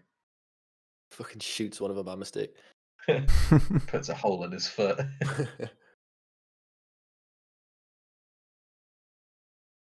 Melvin just freaks out and starts shooting everyone else.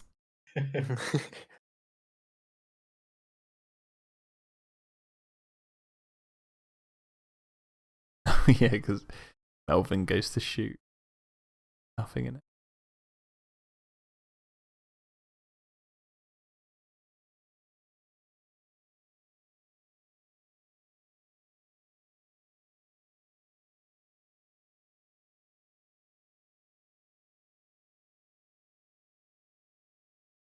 You got a good shot of the graboid leather just there. Yeah, rolling through the ground.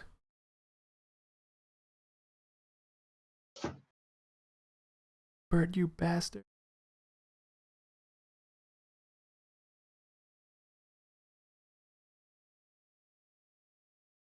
This is where the characters all backed into a corner.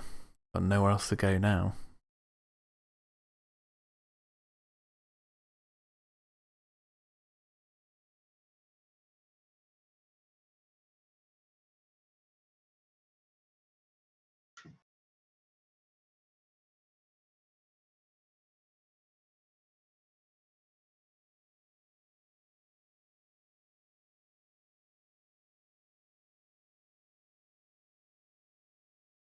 And now it's almost like they're circling the boat. Yeah. Circling the island like sharks. Yeah, they're stuck on the rocks, like just in the water.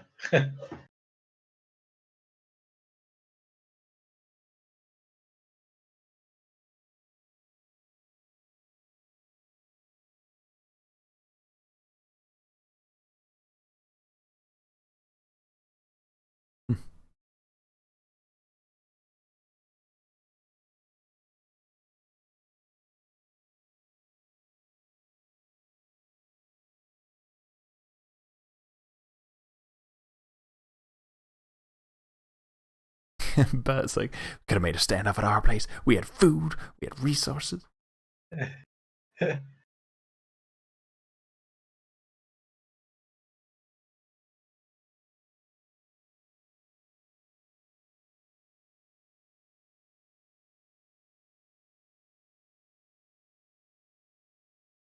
Wonder how long it'll be before they reboot Tremors, make it some gritty, like serious movie.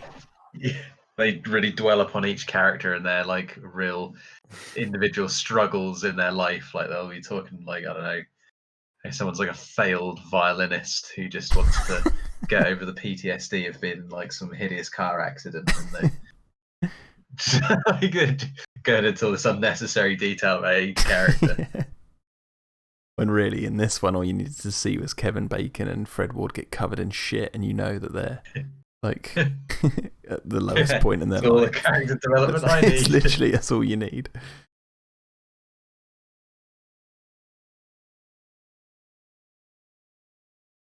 Bert's like, just gonna light this fuse and walk out there and let them take me. And then his wife's like, oh hell, Bert.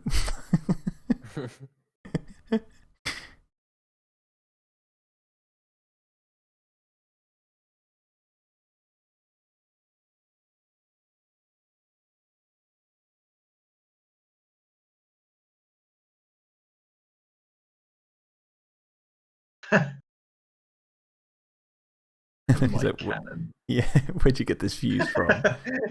Cannon fuse. What do you use that for? Cannon.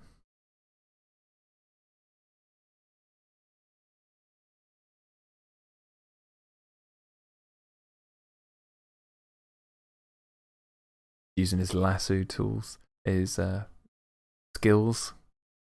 I would have loved it if the fucking bomb slipped out on the backswing and it just landed at the feet. In amongst everyone. Lands in Melvin's mouth. Oh.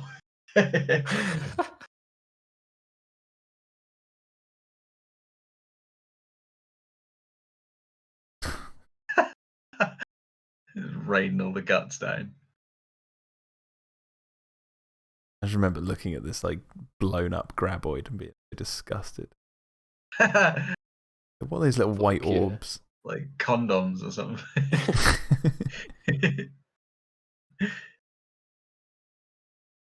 You see Nestor's like mangled corpse, and it's like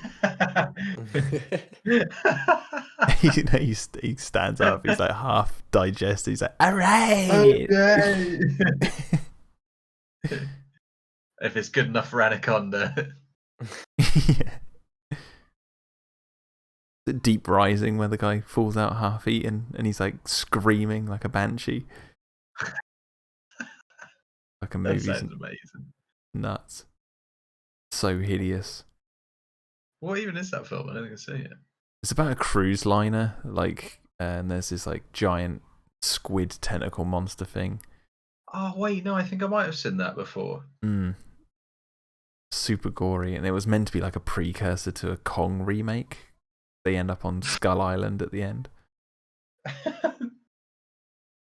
Oh, there you go. Like the monsters spat the bomb out. Oh, nice. Yeah. That crazy son of a bitch did it.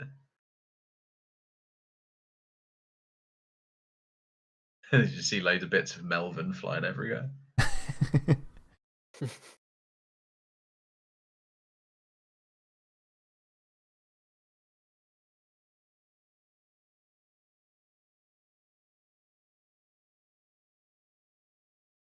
That shot was cool. There's only one monster left now, and it's Stumpy. See, that's what I mean. Like, it took the bomb down and spat it out. So this one learned that it shouldn't do that. Whereas, you know, all the worms in Tremors 2, they're like just falling for that stupid RC trick.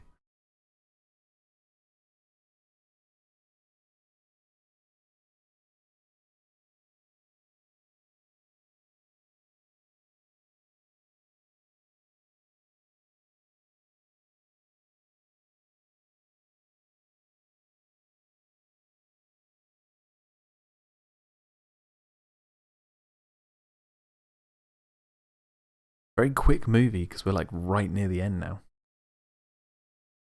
Jesus Christ. It flies by.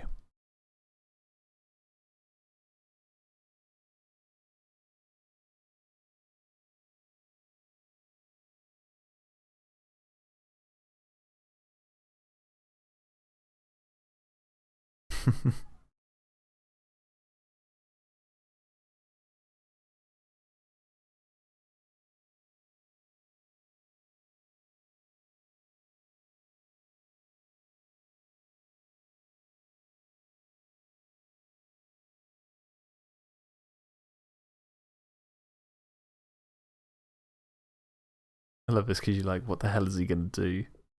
I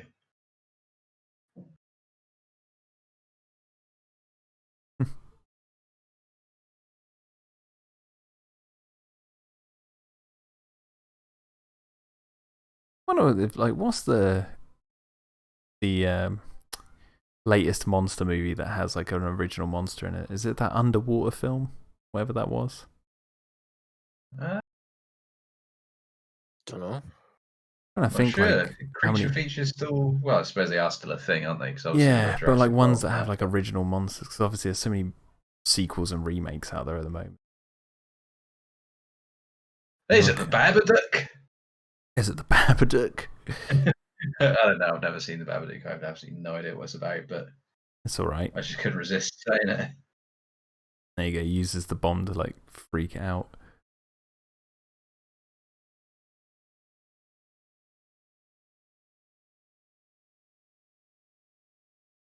It scares it so badly.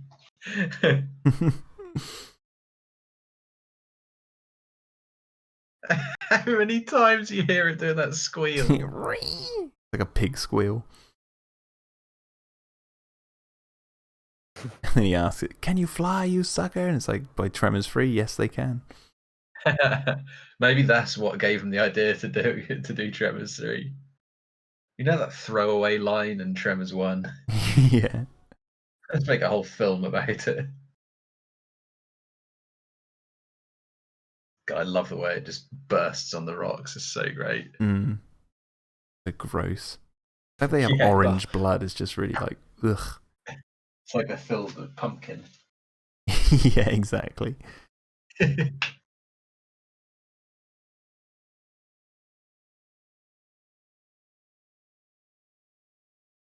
Hooray! He's just back. He's just back with the group, no explanation. Hooray! I'm going to have to make a gif of that or something. Oh, God, yes.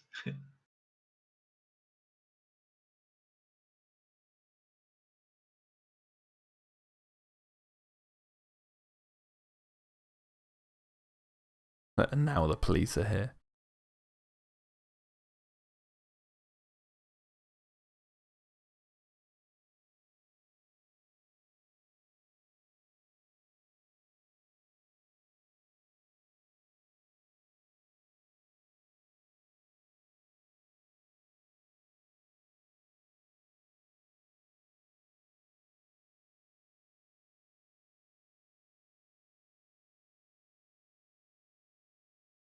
I think like in Tremors 2, Kevin Bacon's character's off. I think he married her and went off or something. And Fred Walk's character's like, he's got like a Tremors arcade game in his house, and he's like living off the success of this, his fame. And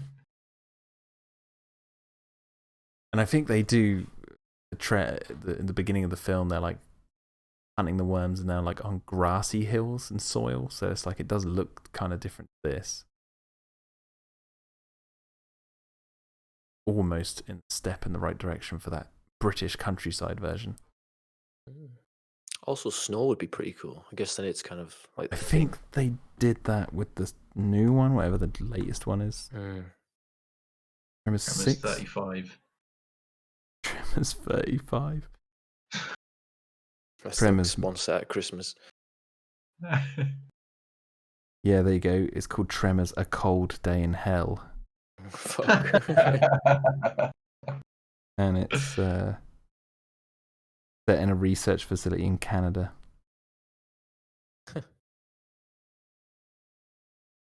Came out in 2018. Set in Bouvetoir Island. Bouvetoir Island. There you go. Oh, that Melvin's guy's called Melvin Plug. Is he really? Melvin Plug. Oh, what was Nestor's full name? We rewind. Nestor the Molester.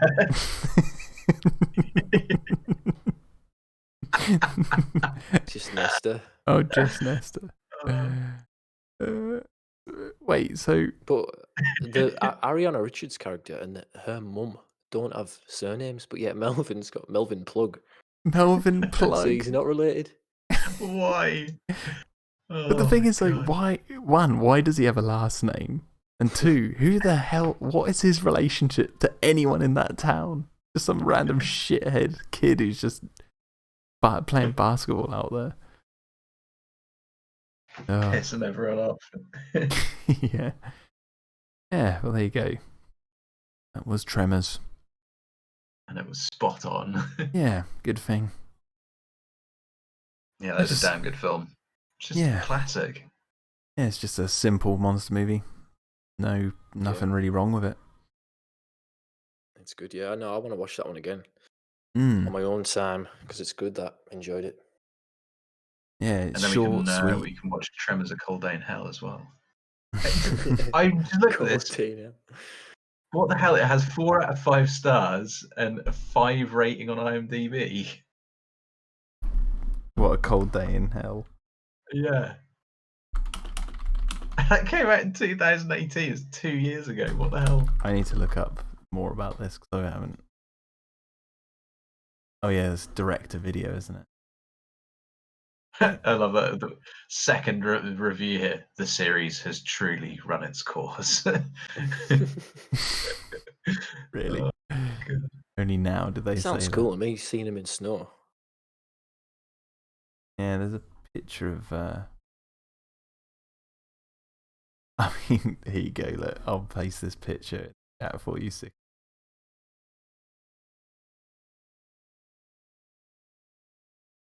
Hmm.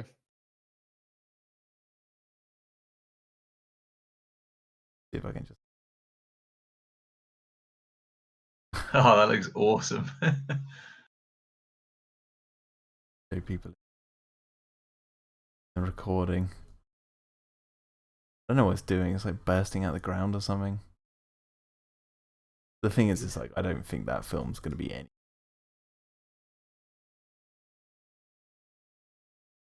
Whereas like, oh, there's like a weird dragon-like creature. Well, So they've always got to make something like the new version, don't they? Make something. This is far scarier than the first film. We've got flying ones, and It's not the bloody yeah, point. and that's the thing. It's like it all starts with Tremors 2 because the graboids, they burst. They burst open and they have 3 like egg sacs in them, and then these things come out, which they're like basically like dinosaur things. oh, yeah, I've seen them before. Yeah, and their head like has this like thing that opens up. Is a their head like opens up, got like a heat sensor on it, so they can see an infrared rather than And that's see obviously just cashing in on the Jurassic Park. on like and Godzilla, and then Mm. after that it's like anything and anyone can do this now. Yeah, Phil Tippett did Make the their own CGI version in of it. the. It's good. It's got good CGI for what it is. Hmm. But you see It's just Bert what it is that's the problem. where is it? Bert is in his like basement. He's like redone that wall, and he's got the tremor, got the graboid's head like on the wall. I'd say a bottle of whiskey, and he's just crying how his wife's left him. I'll see if I can get a shot of the arse. Oh god, Then they they look make like so a. bad.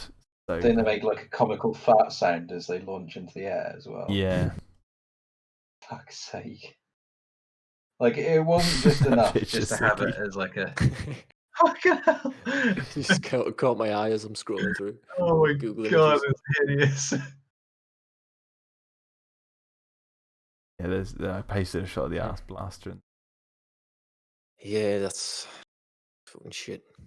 it's bad. See, you don't have to just keep making something like the next cool monster. Like, just use the original graboids, but like Well, I put them said, in like an interesting setting or circumstances, or yeah, I said all you Everyone need to clearly do, loves them. Like, all you needed to do for the second one. I said this last night when we did the first commentary. Like the thing I would have changed is I would have had it so the graboids do evolve, but it's the worm that actually evolves, and it doesn't evolve a lot. So basically, you know how like that little walking raptor one has the heat sensor on its head. Like, what if the graboid then like had on almost like a periscope, this like thing that came out of the ground. If you stood still for too long, like after running, this thing would just pop out of the ground and start scanning the area looking for you, because it'd be like, I know he's still here. And then they can actually see you with infrared, but they actually have to stop in order to use this thing. So you could have yeah, like if they go this, too fast, it rips off in the ground. yeah, and it's like then you've got that one simple little extra thing added to the worms that makes it so like how many different scenarios can you come up with that thing introduced? Then you just go from there, rather than making Because otherwise, I mean, they're basically just completely. It's not Tremors, is it? No. Because it's a completely exactly. different creature with completely different abilities. It's just they just happen to look slightly like the ones in the first film. Yeah, the name of the film is Tremors. It's meant to be ground, like underground Not vibration. Yeah, exactly. Like, as soon as you move away from that, you try to make well, you can make it whatever the fuck you want, can't you? Make them teleport for fuck's sake. Yeah. Like Don't you give can't them reinvent ideas. the wheel, can you? You've got the concept. Yeah, exactly. Oh man. That's why, yeah, when it comes to Tremors, I'm a big proponent of the first film only. They could just rename the one with the ass blasters to just Fart or something. Fart. Farters. Well, anyway, there you go. That's Tremors. And apologies to everyone for the first recording. Hopefully this one's worked out okay. Enjoy Batman Forever commentary that's coming soon, which is, oh my god, that's hilarious. I'm looking forward to this one, I've got to say. I've never heard Yaroslav and Clayton laugh as much as they do in that commentary, because Yaroslav's drinking rum and he has so much rum, and like halfway through it he's gone, like, and he's crying. Like, it's hilarious. We weren't expecting to do it, and I hadn't seen that film I was probably a kid, and I don't think I've ever seen it all the way through, so I was like just dumbfounded by what I was seeing on screen. So funny. Excellent. So shitty. But anyway, right, thanks for watching, guys, and see you later.